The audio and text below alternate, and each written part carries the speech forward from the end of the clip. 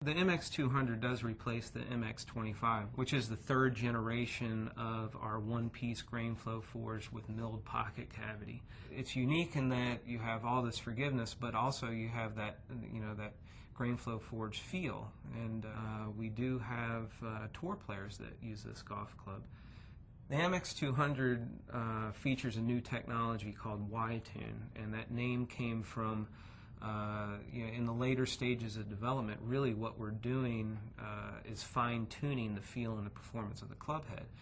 And what we found through our simulations, in terms, mass property simulations and frequency simulations, is that this Y-shaped cavity pad is very efficient in terms of saving weight, yet still reinforcing the face, keeping it rigid for a very solid and consistent feel.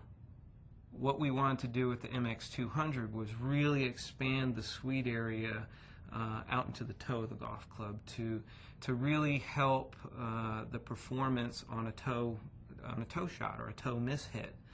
And with Y-Tune technology, what we're able to do by re-engineering the back wall and re-engineering the cavity pad, we can have kind of the same effect on for the low deep center of gravity, but basically what we've done is we've shifted the sweet spot in the sweep area more central to the face. And so now not only is it very forgiving on the heel shot, we're seeing quite an increase in performance on toe miss hits.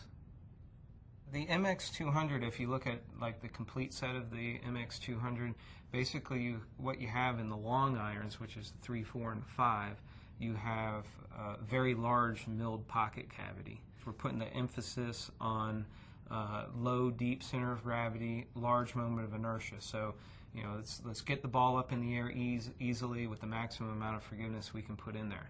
And then on the middle irons, the loft's starting to take over a little bit. So, it's easier to get the ball up in the air and generate a strong trajectory. So, a little bit more emphasis on really the moment of inertia and not so much the low deep center of gravity.